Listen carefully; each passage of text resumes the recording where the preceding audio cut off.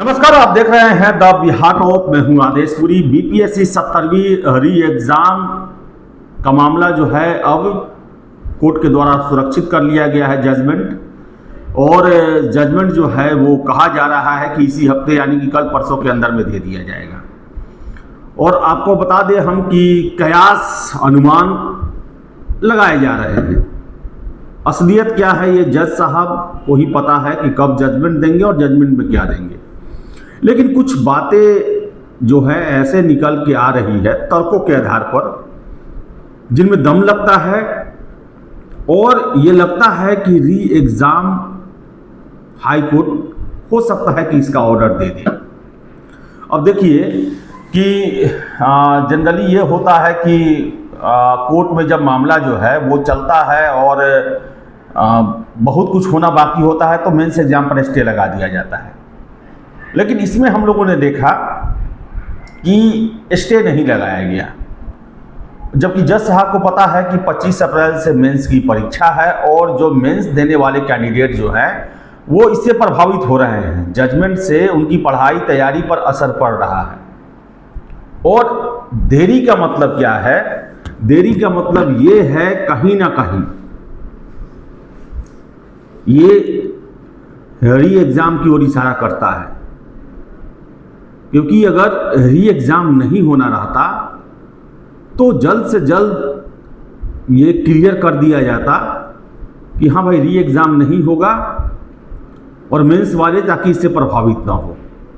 ये देखिए अनुमान लगाया जा रहा है, देरी हो रहा है, और कहीं ना कहीं ये री एग्जाम चाहने वालों के पक्ष में है।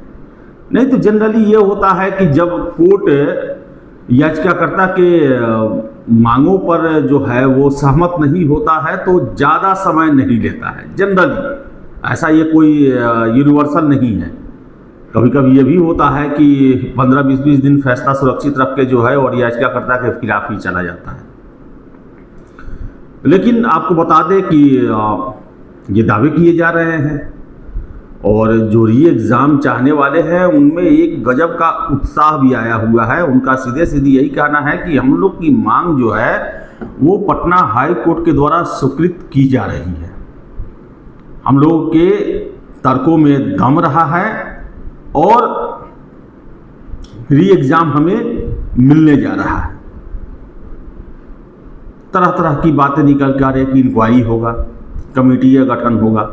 कभी ये भी निकल के आ रहा है कि सीधे री एग्ज़ाम का ऑर्डर होगा और कुछ गाइडलाइन दिए जाएंगे बीपीएससी को। कुछ स्ट्रक्चरल सुधार की बातें कही जा रही है। कुछ स्ट्रक्चरल सुधार होंगे, इंक्वायरी नहीं होगा और री एग्ज़ाम होगा। कहने का मतलब है कि कोर्ट कुछ गाइडलाइन देगा और उस गाइडलाइन के आधार पर आगे की परीक्षा को संचालित किया जाएगा। ऐसी बातें भी निकल के आ रही है। तो आखिर अंततः होगा क्या है ये तो कोर्ट की तरफ से ही। लेकिन बताएं आपको कि आप ही लोग लगातार फ़ोन करते हैं, पूछते हैं कि क्या खबर है, और बहुत सारे लोग जो हैं वो अनुमान बताते हैं कि ऐसा होना चाहिए।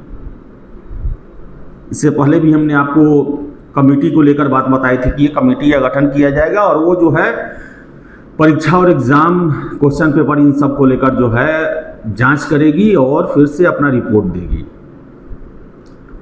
फिर से इंक्वायरी की भी बातें आ रही हैं, और अब हो रहा है कि अब बातें चल रही है कि डायरेक्ट री एग्ज़ाम का ऑर्डर मिलेगा और कुछ गाइडलाइन दिए जा सकते हैं।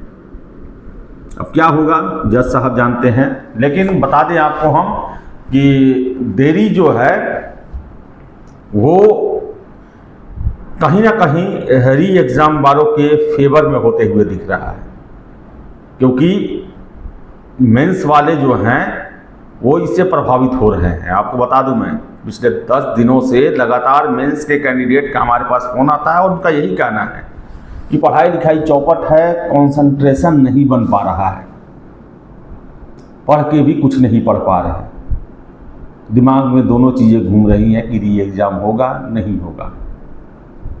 और आपको मैं बता दूं, जो री एग्ज़ाम चाहने वाले हैं, कि आप लोगों से कई गुना ज़्यादा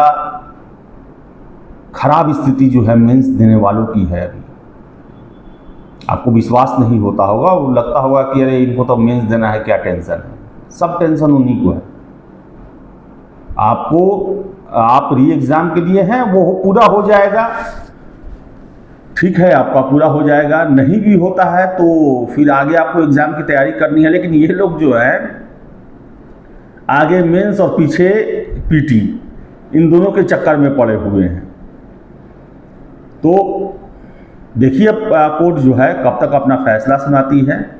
और बताएं आपको हम कि री एग्ज़ाम वाले जो कैंडिडेट हैं उनमें एकाएक जो है इन देरी की वजह से जो है एक उन्हें आशा की किरण दिखाई दे रही है कि पटना हाई कोर्ट जो है उनकी मांगों को, उनकी तथ्यों को स्वीकार करने जा रहा है और फिर से 70वीं का री एग्ज़ाम होने जा रहा है। अब देखिए क्या होता है, ये सब अनुमान है, कयास है। जो भी होगा कोर्ट के निर्णय के बाद होगा, वही असलियत होगा, वही अंतिम होगा और उसे ही सबको स्वीकार भी करना होगा। तो फिलहाल इस वीडियो में इतना ही। वीडियो पसंद है लाइक शेयर करें, हमारे चैनल द बिहार टॉप को सब्सक्राइब जरूर कर लें। धन्यवाद।